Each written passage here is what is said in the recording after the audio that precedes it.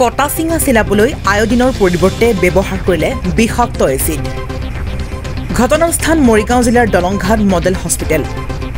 মৰিগাঁও জিলাৰ মিকিৰভিটা থানাৰ অন্তৰ্গত জাজৰি দলংঘাট মডেল হস্পিটেলত সংঘটিত হয় এই আজব ঘটনা। মৰিগাঁও জিলাৰ জাজৰি ইছলামপট্ৰি গাঁৱৰ পিংকু ৰেহমানৰ 10 বছৰীয়া পুত্ৰ আব্দুল ইলহাম ৰেহমানৰ মূৰ ফাটি যোৱাত ভৰ্তি কৰাইছিল দলংঘাট মডেল হস্পিটেলত। তাতে ভানু দাস নামৰ এগৰাকী নাৰ্ছে সংঘটিত কৰিলে এই আজব ঘটনা। জানিব পৰা মতে আব্দুল ইলহাম নামৰ কিশোৰজনৰ মূৰ ফটাত ভানু দাস নামৰ নাৰ্ছগৰাকীয়ে ড্ৰেছিং কৰিবৰ সময়ত আয়োডিনৰ পৰিৱৰ্তে ব্যৱহাৰ কৰি দিলে বিষাক্ত এচিড। এই এচিড ব্যৱহাৰ কৰাৰ লগে লগে 10 বছৰ শিশুগৰাকীৰ অৱস্থা অতি সংকটজনক হৈ পৰে আৰু লগে লগে পৰিয়ালৰ লোকে শিশুগৰাকীক নগাঁৱৰ এখন ব্যক্তিগত চিকিৎসালয়ত ভৰ্তি কৰে যদিও বৰ্তমানলৈকে শিশুগৰাকী সম্পূৰ্ণৰূপে সুস্থ হৈ উঠা নাই। এই সন্দৰ্ভত পৰিয়ালৰ লোকে বৰিবজাৰ আৰক্ষী থানাত এজাহাৰ দাখিল কৰিছে বুলি জানিব পৰা গৈছে। হয়, মোৰ বন্ধুৰ ল'ৰা হয়। 18 তাৰিখে তেওঁ মূৰটো ফাটিছিলে। ফাটোতে দলংঘাট চিভিল হস্পিটেলত লৈ যোৱা গৈছিলে আৰু লৈ যাওঁতে তেখেতৰ 3টা চিলনি পৰে মূৰত।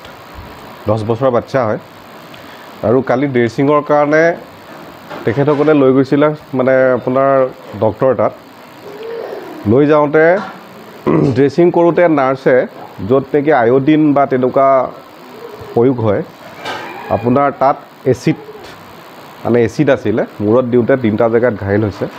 অলৰেডি আপোনালোকে দেখিছে চাগে। আৰু তেনেকুৱা এটা পৰিস্থিতি হোৱাত অলপ উত্তপ্ত এটা পৰিস্থিতি হয়, কাৰণ বাপে মাকহঁতে চিৰিয়াছ হৈ অলপ হুলস্থুলটো কৰিছিলে যে কি হৈছে কি নাই হোৱা। তেনেকুৱা অৱস্থাত নাৰ্ছকেইজনীৰ পৰা ধৰি ডক্টৰলৈকে তেখেতৰ কোনো লোক ভাল এটা ৰেছপন্স নাই। ডক্টৰে এইটোৱে ক'ব বিচাৰিছে যে আপোনালোকে হুলস্থুল নকৰিব, আমি পুলিচ মাতিম। কিন্তু ডক্টৰজনী এইটো কৰিব লাগিছিলে যে কিবা এটা হৈ গৈছে যে আমি ঠিক কৰিব পাৰোঁ, প্ৰব্লেমটো ছল্ভ কৰিব পাৰিম, যে আমি ঠিক কৰিম, সেইটো নক'লে কিন্তু। আৰু উল্টাই ধমকি দিয়ে। আৰু যিটো মেডিচিনৰ বটলটো তেখেতে লুকুৱাবলৈ চেষ্টা কৰে। লুকুৱাবলৈ যোৱাত টানি অনা লৈ গৈছে। মেডিচিনৰ বটলটো আছে লগত। আৰু তাৰপিছত আমি নগাঁও লৈ যাওঁ। নগাঁও লৈ যাওঁতে তেখেতক নগাঁৱত ট্ৰিটমেণ্ট কৰোৱা হয়। যেতিয়া গম পোৱা গৈছে সেইটো এচিড হয়।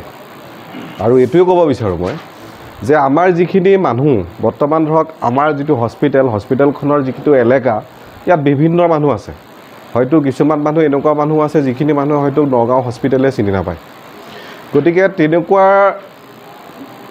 এখন জেগা আজি তেখেতৰ এটা যদি বাচ্চা থাকিলেহেঁতেন বা বাচ্চাই যদি এনেকুৱা এটা কণ্ডিশ্যন কৰিলেহেঁতেন, বাপেক মাকে যদি গম নাপালেহেঁতেন এচিড বুলি, তেখেততো বাচ্চাটো অনিবাৰ্য 2-3 ভিতৰত কিবা এটা ডাঙৰ এক্সিডেণ্ট হৈ গ'লহেঁতেন। কাৰণ তেখেতে হস্পিটেলৰ পৰা ওলাই গ'লহেঁতেন।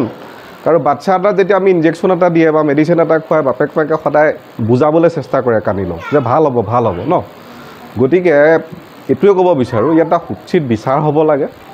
আৰু পাব্লিকৰ লগত আমাৰ যিখিনি থলুৱা মানুহ আছে সেই মানুহখিনিৰ লগত যাতে কোনো খেল নেখেলে। ডক্টৰে হওক, নাৰ্ছেই হওক, যোনেই নহওক, তেওঁলোকৰ যিটো দায়িত্ব, তেওঁলোকৰ যিটো নিষ্ঠা, সেই দায়িত্ব আৰু নিষ্ঠাৰ মতে তেখেতসকলে কাম কৰিব লাগে। আৰু পুলিচ কমপ্লেইন কৰা হৈছে। গতিকে সেইটো এটা উচ্চ তদন্ত বিচাৰ লাগে আমাক। কাৰণ যিহেতু আমাৰ ভৱিষ্যতে যাতে এনেকুৱা এটা ঘটনা আকৌ নহয়, সেইটো কাৰণে আমি সকলো ৰাইজক অনুৰোধ জনালোঁ, সকলো আগবাঢ়ি আহক, সকলো সজাগ হওক আৰু এনেকুৱা কেছ যাতে আৰু কেতিয়াও নহয়। আৰু বিশেষকৈ গভৰ্ণমেণ্ট হস্পিটেলবিলাকত নাৰ্ছ হওক বা যোনেই নহওক কিয়, তেখেতসকলে নিজৰ দায়িত্বটো যাতে উচিতভাৱে পালন কৰিব পাৰে, সেইটোৱে মোক কওক। মোৰ ল'ৰাটোক ড্ৰেছিং কৰিবলৈ লৈ গৈছোঁ। মোৰ সৰু ছোৱালীজনীও গৈছে, তেখেতো গৈছে। ড্ৰেছিং কৰিবলৈ লৈ যাওঁতে এনেকৈ বহুৱাই দিছোঁ।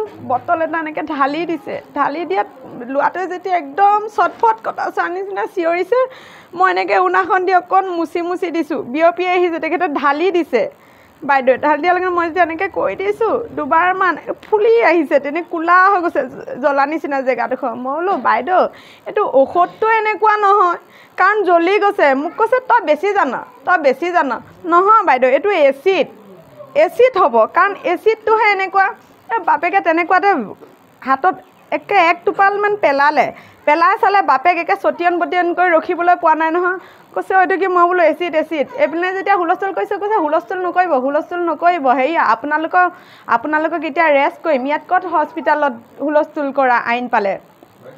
কিন্তু তাই স্কিন বেয়া কাৰণে হেৰি কৰিছে কোৱা লাগে এইফালে ডক্টৰ আহি নাৰ্ছ বাইদেউ আহি ধুমধাম আপোনাৰ বটল লুকুৱাইছে বটলটো বটল দিয়ক কিন্তু লোৱাটো যেন ট্ৰিটমেণ্ট কৰিব লাগে তেওঁলোকে সেইটো কোৱা নাই ক'ত বটলটো লুকুৱাব লাগে সেইটোহে কৈ আছে কৈ থাকোঁতে মই বোলো মোবাইলটো আছে গাইত মোবাইলটো আনোগৈ মোবাইলটো এইপিনে আনিবলৈ যাওঁতে এজন ছাৰে মোক মোবাইল আনিছে বুলি মোবাইলটো থাপ মাৰি ধৰি ৰাখিছে তাৰ বোলো মোক মোবাইল দিয়ক মইতো ঘৰলৈ ফোন কৰিব লাগে কিবা এটা নিদিয়ে কৈছে ভিডিঅ' কৰিবি মই এনেকৈ আনোতে বাইদেউজনীয়ে মাস্ক মুখত লৈ লৈছে এনেকৈ ধৰিছে আৰু এটা ছাৰে মোক এনেকৈ হেৰি কৰিছে কৈছে এক ভিডিঅ' কৰ মই বোলো মোৰ এজন বাচ্চা চটফটাই ফুৰিছে আপোনালোকে এচিড ঢালি দিছে মই মাকজনী নিচৰি মাহ আপোনালোকে মোৰ ওপৰত কেছ দিয়ে ল'ৰাটোক আপোনালোকে চিকিৎসা কৰক তেখেতসকল অন্যায় বটলটো লুকুৱাবলৈ লাগে মহম্মদ আব্দুল ইলহাম ৰহমান ক্লাছ 4 মৰিগাঁৱৰ পৰা ৰফিকুল ইছলামৰ ৰিপৰ্ট নিউজ 8 আছাম